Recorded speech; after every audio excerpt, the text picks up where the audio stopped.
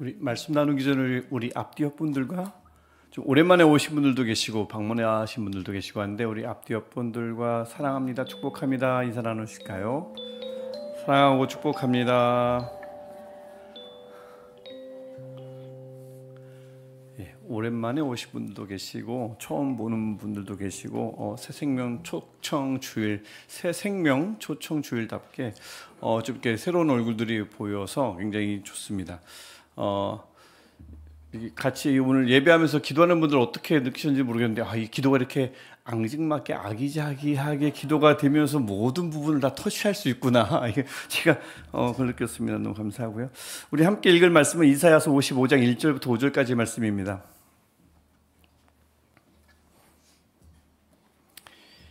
이사야서 55장 1절부터 5절까지 말씀. 우리 한 절씩 교독하고 마지막 절 5절을 함께 읽도록 하겠습니다. 오라 너희 모든 목마른 자들아 물로 나아오라. 돈 없는 자도 오라. 너희는 와서 사 먹되 돈 없이 값 없이 와서 포도주와 젖을 사라. 너희가 어찌하여 양식이 아닌 것을 위하여 은을 달아주며 배부르게 하지 못할 것을 위하여 수고하느냐. 내게 듣고 들을지어다. 그리하면 너희가 좋은 것을 먹을 것이며 너희 자신들이 기름진 것으로 즐거움을 얻으리라. 너희는 귀를 기울이고 내게로 나와 들으라. 그리하면 너희 영혼이 살리라. 내가 너희를 위하여 영원한 언약을 맺으리니 곧 다윗에게 허락한 확실한 은혜이니라. 보라, 내가 그를 만민에게 증인으로 세웠고 만민의 인도자와 명령자로 삼았나니. 보라, 내가 알지 못하는 나라를 네가 부를 것이며 너를 알지 못하는 나라가 내게로 달려올 것은 여호와 내 하나님 곧 이스라엘의 거룩하신 이로 말미암음이니라. 이는 그가 너를 영화롭게 하였느니라. 아멘. 오늘은 좀 전에 말씀드렸듯이 새생명 초청 주일입니다. 5주간 새생명 전도 축제다라는 타이틀로 이제 세 번째죠. 작년에 두 번, 올해 상반기에서 세 번째 새생명 전도 축제 5주간 우리가 지내면서 오늘 이제 마지막 날 주일입니다. 4월 마지막 주일이기도 하지만 누군가에게는 그냥 이제 벌써 봄이 완전히 무르익었네 하는 마지막 달일 수도 있지만 마지막 주일일 수도 있고요. 우리에게는 그런 좀 특별한 의미가 있는 주일이 바로 오늘입니다. 오늘 이 자리에 함께 하신 분들, 오랜만에 오신 분들, 또 새롭게 방문하신 분들 주님의 이름으로 축복하고 환영합니다. 아무래도 여기 이제 앉아 계신 분들, 이 예배의 자리가 일부 때도 말씀드렸지만 누군가에게는 굉장히 익숙한 자리고 저에게도 익숙한 자리지만 누군가에게는 굉장히 어색한 자리입니다. 교회를 처음 온 분들이나 아니면 좀 신앙이 아직 이렇게 익지 않은 분들은 예배가 어색하고 이 자리 자체가 어색하고 특별히 저의 경험을 되살려 보면 그 찬양 때 손 들라고 하는 게 그렇게 어색했어요. 옛날에 그래서 왜 손을 들라고 하지? 그다음에 제일 어색했던 게 옆 사람과 인사하라는 거. 모르는 사람인데 사랑하지도 않는데 사랑한다고 얘기해야 되고 그게 참 어려웠고 특별히 저 청년 때는 꼭 손을 잡고 뭘 했어요. 그 온누리 교회 가서 경배와 찬양 한 3시간 정도 찬양 예배하면 옆 사람과 손을 잡고 기도를 나누고 기도 제목을 나누고 하는데 그게 어색해가지고 늘 목요일마다 갈까 말까 망설였던 기억이 납니다. 그러니까 교회 안에 있는 모든 문화가 사실은 충분히 이렇게 익숙해지기 전까지는 우리에게 지금 늘 어색해요. 예배도 어색하고. 그러니 우리에게도 그런데 처음 온 분들, 교회라는 곳을 전혀 방문하지 못했던 분들, 아주 옛날에 신앙생활 했던 분들은 교회라는 곳이 굉장히 문턱이 높고 앉아있으면 좌불안석이고 얼른 집에 가고 싶고 그런 자리가 아닌가 싶습니다. 이거 저의 공상의 길 바라고요. 이곳에 지금 계신 분들은 좀 편안하셨으면 좋겠어요.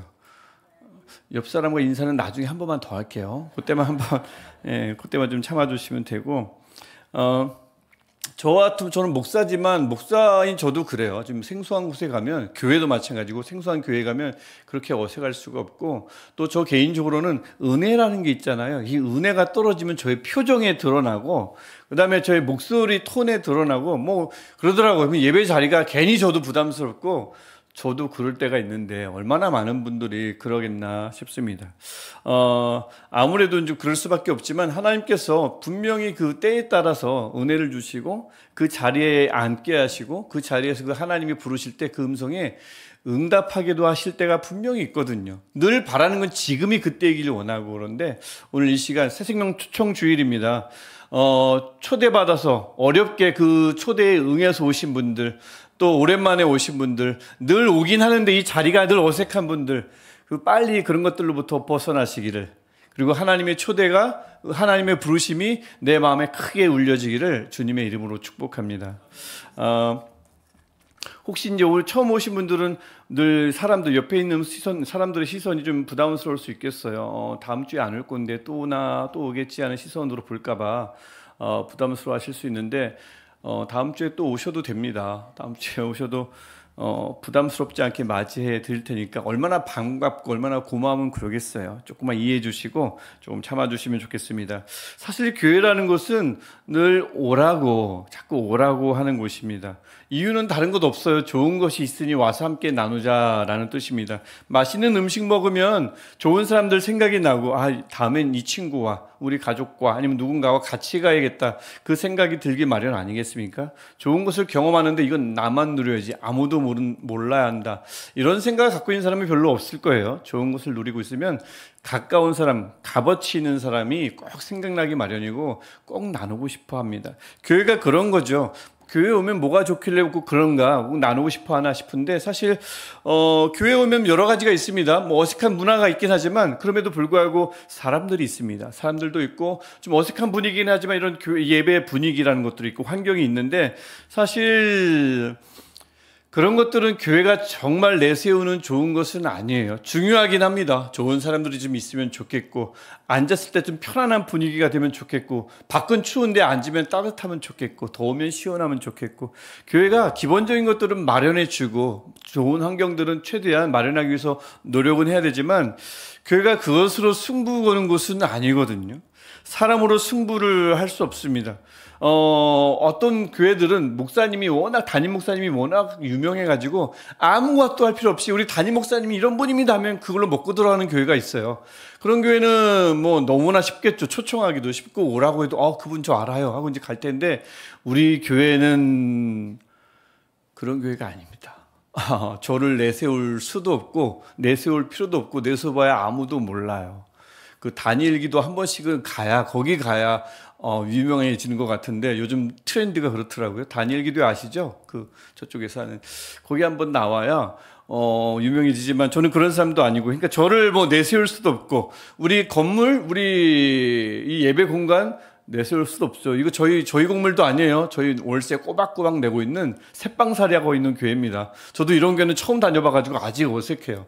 매월마다 월세를 내고 교회를 이렇게 유지한다는 것 자체가 한 번도 해본 적이 없거든요. 늘 건물이 있는 교회만 있어봐서. 그래서 우리 교회가 사람을 좀 내세우기도 그렇고, 예배 공간을 내세우기도 그렇고, 정말 우리 교회야말로 승부를 걸 수 있는 딱 하나는 하나님 한 분밖에 없어요. 정말 우리 교회가 그렇습니다.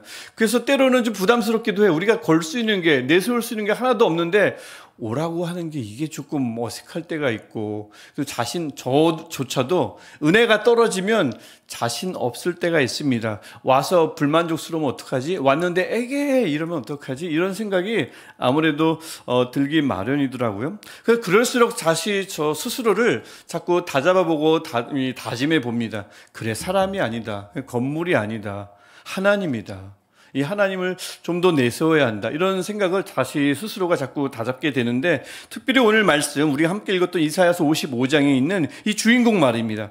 하나님을 내세울 수밖에 없어요. 우리가 뭐 전통도 없고 우리 이제 2년 차입니다. 뭐가 있겠어요? 하나님 말고는 내세울 수가 없는데, 그게 사실은 정답인데도 불구하고 은혜가 떨어지면, 자신감이 떨어지면 이상하게 주눅들 때가 저도 있다라는 거죠. 하지만 오늘 다시 한번 이 말씀을 통해서 우리가 다시 한번 우리 교회가 정말 믿고 의지하고 내세울 수 있는 유일한 분, 이분이 하나님 한 분임을 우리가 이 예배를 통해서, 이 말씀을 통해서 다시 한번 나누고 우리가 확신을 가졌으면 좋겠습니다.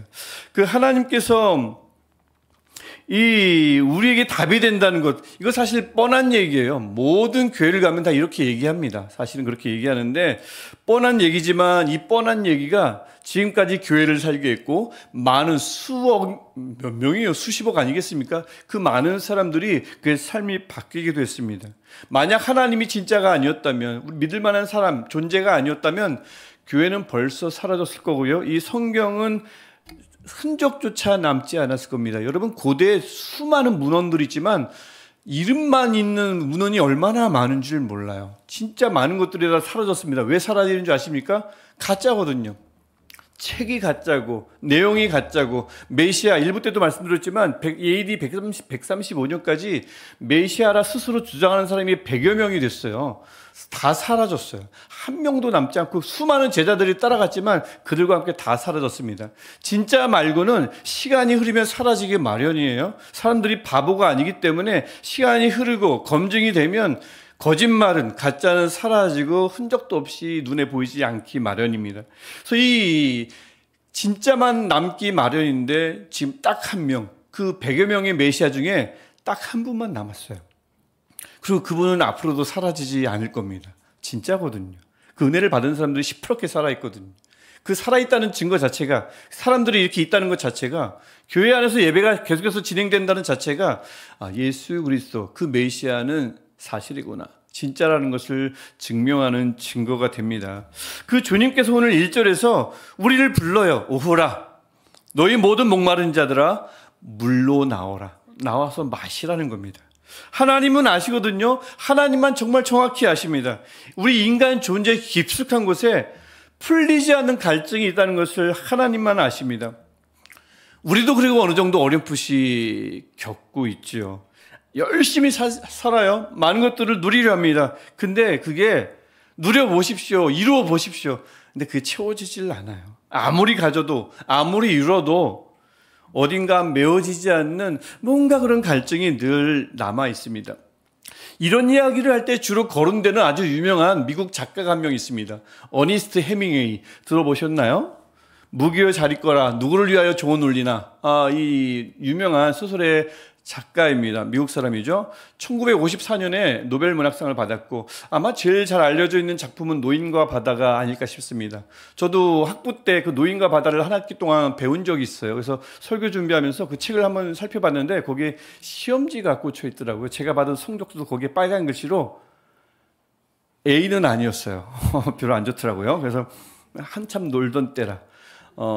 성적은 가장 성적이 좋은, 그러니까 학점은 가장 성적이 좋은, 방어율이 좋은 야구선수 방어율과 같으면 좋다, 그게 이상적이다라는 잘못된 신념을 가지고 학교를 다닐 때입니다.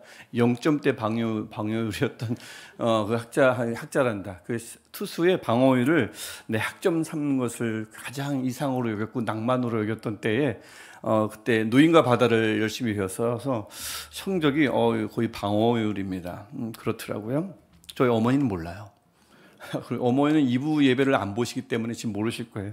저희 늘 장학금 받은 줄 알고. 저희 어머니는 제가 다닌 대학교에는 성적표가 없는 줄 아셔요. 제가 4년 동안 한 번도 보여드린 적이 없습니다. 그렇게 살았습니다.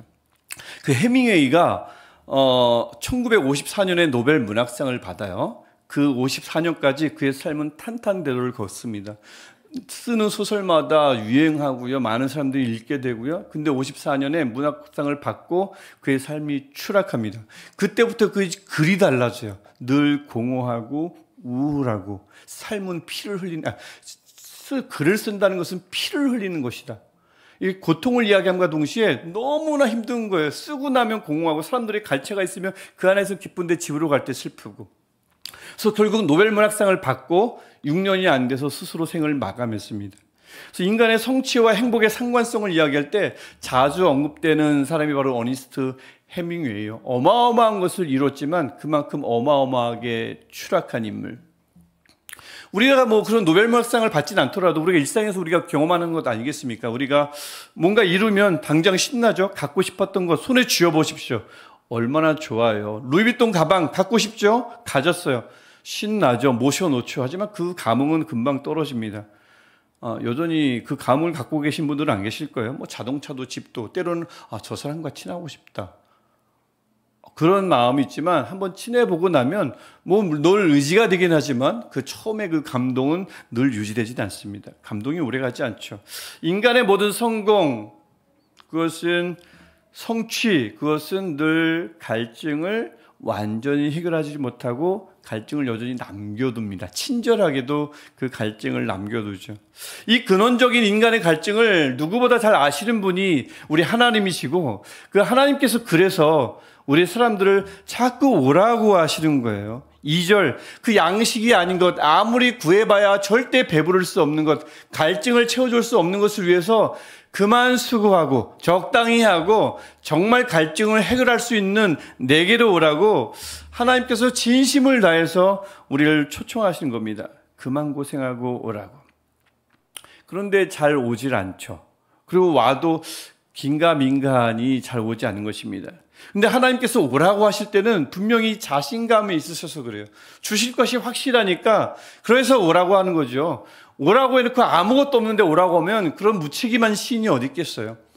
왔을 때, 하나님을 만났을 때 하나님이 반드시 주실 것이기 때문에 우리에게 오라고 하시는 겁니다. 그래서 3절을 보면 하나님께서 그냥 은혜라고 말하지 않고 제일 마지막에 뭐라고 하죠? 다윗에게 허락한 확실한 은혜니라. 다윗에게도 은혜를 확실하게 주었고요. 한 번 주고 만 것이 아니라 그 은혜는 지금까지 계속 지속된다고 3절이 우리에게 말씀하고 있습니다. 그러니까 하나님께서 오라고 할 때는 그 오라고 하는 그 초청은 믿어볼 만합니다.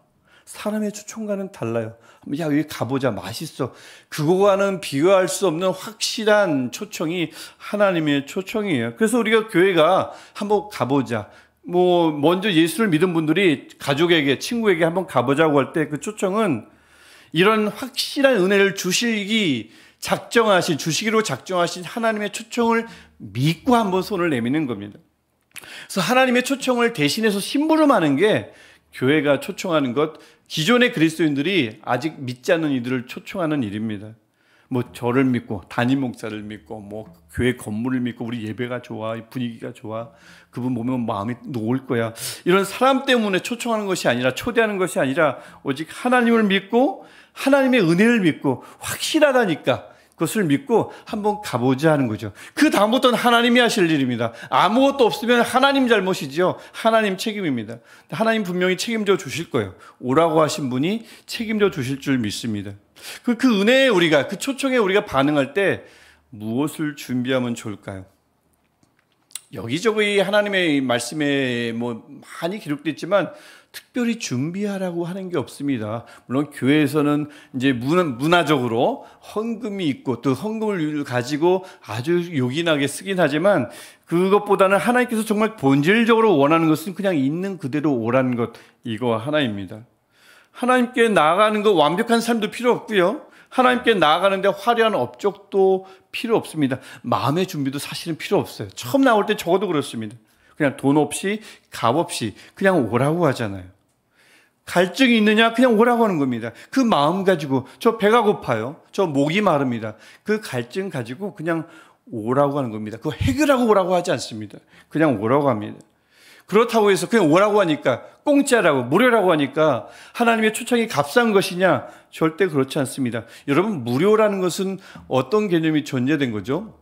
무료라는 것은 누군가 이미 그 값을 치렀다는 뜻입니다. 그냥 무료라는 건 세상에 없어요. 누군가의 희생을 통해 우리가 거저 얻는 것입니다. 모든 무료가 그렇습니다. 어디 갔더니 무료를 나눠줘요? 그 오너가 다 이미 값을 지불한 거예요. 누군가는 분명히 그 희생을 치릅니다. 특별히 그 선물이, 거저 받는 선물이 생명과 관련되어 있다. 그렇다면 상상할 수 없는 희생이 전제된 것입니다. 일제강점기, 한국전쟁, 그때 수많은 청년들이 피와 땀을 흘렸죠. 희생을 흘렸습니다. 희생을 치렀습니다.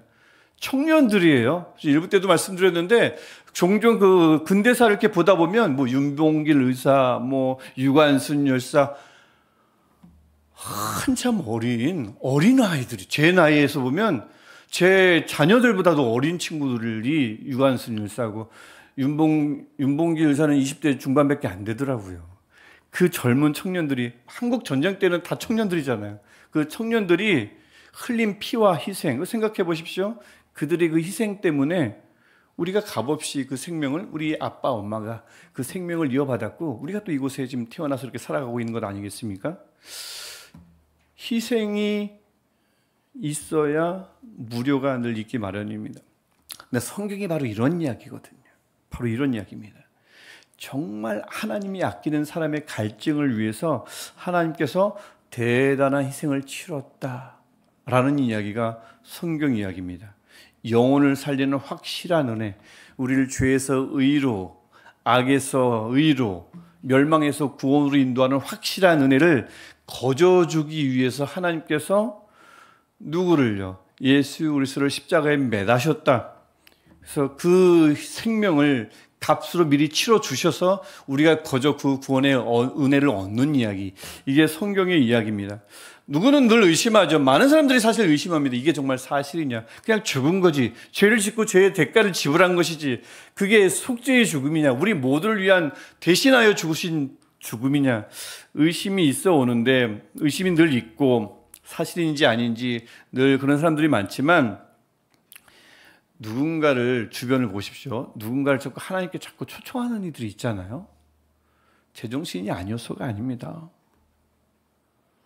누군가를 자꾸 하나님께 초청하는 것 자체가 확실한 은혜가 존재한다는 증거입니다. 4절도 보면 그들을 인도자다, 명령자다, 증인이다 라고 얘기하는데, 확실한 은혜를 맛본 자가 바로 그 은혜가 존재한다는 것을 증명하는 증인이에요.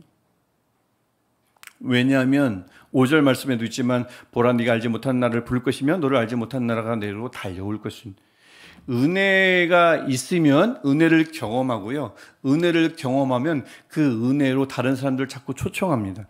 맛있거든요. 대단하거든요.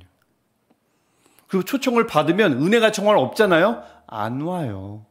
은혜가 있으니까 초청하는 사람이 있고요, 은혜가 있으니까 그 초청을 받고 달려오는 사람이 있습니다. 여기다 그렇게 해서 누군가로부터 이끌림 받아서 온 분들 많잖아요. 은혜가 없었으면 다 속은 거게요.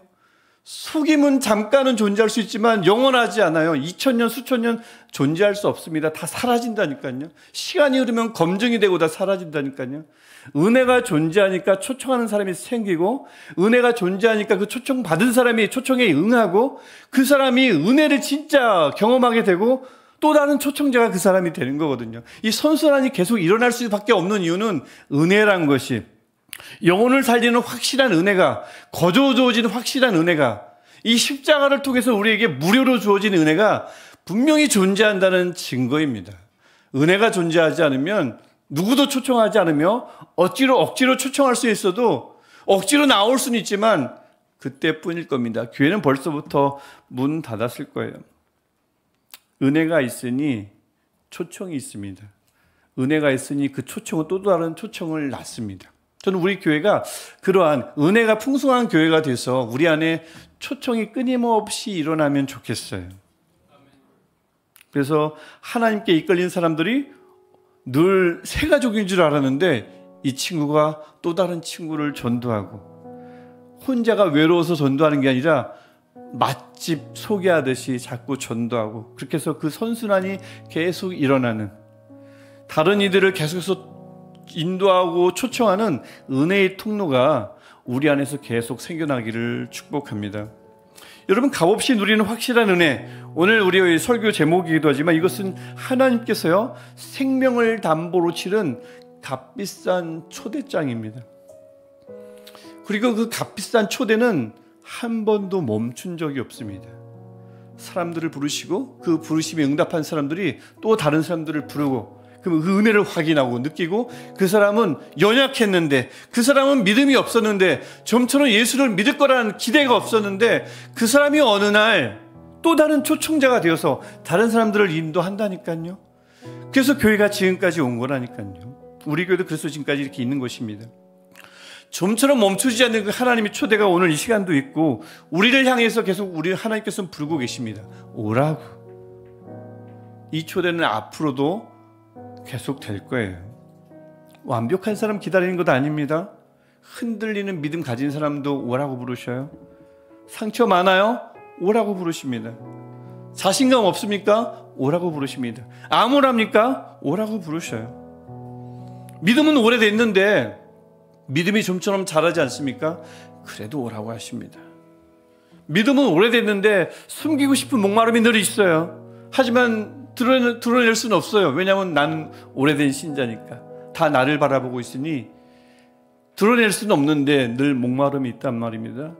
버겁습니다. 예배의 자리가 버겁고 기도의 자리가 부담스럽고 교회 다닌 지 수십 년 됐지만 그럴 수 있어요. 그런 이들을 향해서도 하나님은 부르십니다. 오라고, 다시 오라고. 예배의 자리뿐만 아니라 하나님 앞으로 오라고. 하나님은 늘 우리를 그렇게 부르십니다. 나도 모르게 아버지와 멀어졌어요. 오라고 하십니다. 처음 불렀던, 처음 나를 만났던 그 사랑으로 다시 감싸주시겠다고 오라 하십니다. 확실한 은혜를 손에 꼭 쥐고 오라고 하시는 거죠. 오라 너희 모든 목마른 자들아. 오늘 이 음성이 우리 모두에게 아주 분명하게 들리는 하나님의 살아있는 말씀이기를 축복합니다. 이 예수께서 이미 지불하신 이 값없는 은혜, 이 확실한 은혜를 그래서 하나님의 때에 꼭 누리셨으면 좋겠고 간절히 바라기는 그때가 지금 이 시간이기를 축복합니다. 여러분이 응답하는 이 시간 말입니다. 하나님께 응답할 때에 우리의 삶이, 저와 여러분의 삶이 다시 살아나고요. 또 그 은혜를 체험하니 가만히 견딜 수가 없어서, 간직만 할 수 없어서 또 다른 이들에게 그 은혜를 전하고 소개하는 이 은혜의 소통이 되는 선순환이 우리 교회 안에서 늘 충만하기를, 특별히 대학 청년부 안에 늘 풍성하기를 주님의 이름으로 축복합니다. 그래서 우리 삶 속에, 우리 교회 안에 이런 초청주의를 통해서 단순한 행사가 아니라, 단순한 삶의 일부가 아니라 우리를 살리는 기가 막힌 이벤트, 우리가 다시 한번 새 힘을 얻는 회복의 순간, 그런 순간이 오늘과 같은 초청주일이 되기를, 또 여러분의 모든 삶의 이유가 되기를 주님의 이름으로 축복합니다. 우리 같이 기도하겠습니다. 주님, 하나님께서 우리에게 오라 너희 모든 목마른 자들아 부르실 때에 이 음성이 하나의 문자로 이사야서 55장에만 남지 않게 하시고 내 귀에 들리게 하시고 내 마음에 심어지게 하셔서 그 은혜, 확실한 은혜를 발견하게 하시고 내 안에 간직할 뿐만 아니라 내가 그 은혜를 전달하는 은혜의 통로가 되게 하옵소서.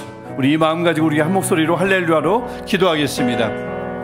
할렐루야. 우리를 부르신 하나님, 우리 예배 가운데 계신 하나님,